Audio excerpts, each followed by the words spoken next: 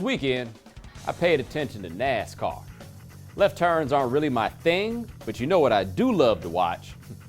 Fighting. Let me tell you something. Every black NASCAR fan I know has something in common.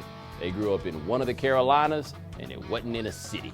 I don't know. I don't really understand the white NASCAR fan that much either, to be perfectly honest. So of course, I saw Jeff Gordon and Clint Bowyer's posse scrapping it out like it was the Source Awards. Police got involved in everything. And after I saw that, I went to Google and found out this weekend is the finale of the chase for the Sprint Cup. Geez, was 50 Cent behind this? All publicity, good publicity, etc. Like if Dale Earnhardt Jr. was gonna be in a Jay-Z video, it would be off of something from Kingdom Come. They were right neck and neck at that point on the living off a name shit. Can't you see that NASCAR's got the right idea?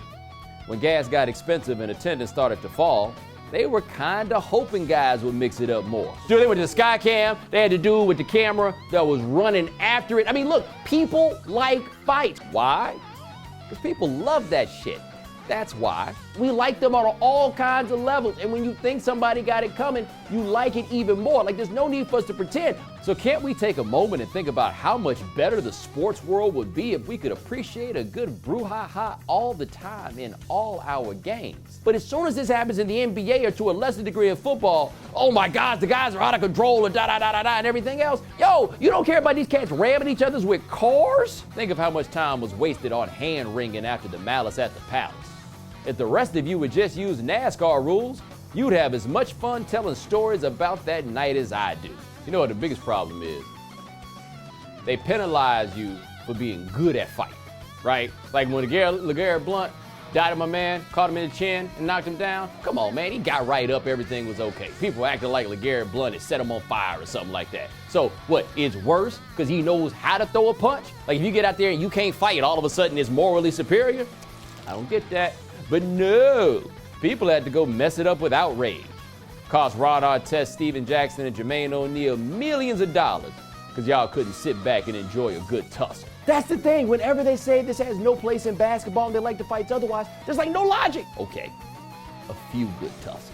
Like in baseball, you can throw a ball at somebody 90-something miles an hour, and people are willing to let it slide. You tiptoe onto the floor in basketball, they gonna suspend you for a game. And a display Mitch Blood Green would love. Poor Carmelo Anthony suffered a similar fate when he punched Marty Collins before running away.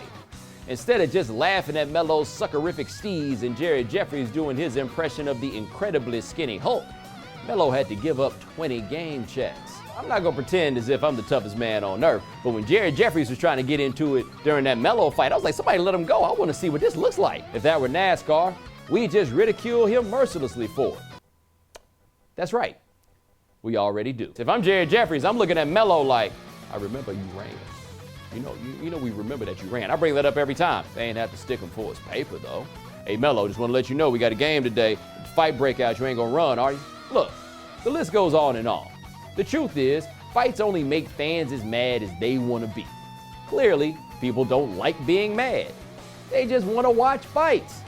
Somebody's buying those MMA pay-per-views after all. People are going to fight. That's what it is. They fight in practice. They fight sometimes in games. This is just what it is. Every now and then, people get into fights. And if you're not at risk of getting hit, shut up and watch. Just shut up and watch. Not like somebody's going to get hit in the head with a 40-ounce bottle. And people are filling those racetracks. None of them are offended by brawl. Just shut up and watch. That's what we do with NASCAR. We just shut up and watch. We talk about how great it is. It's not that much different, people. It's not that much different. Yeah, somebody could get hurt. But that's the point, right? Stop pretending to be mad. Just let a fight be a fight. You're messing up the fun for the rest of us.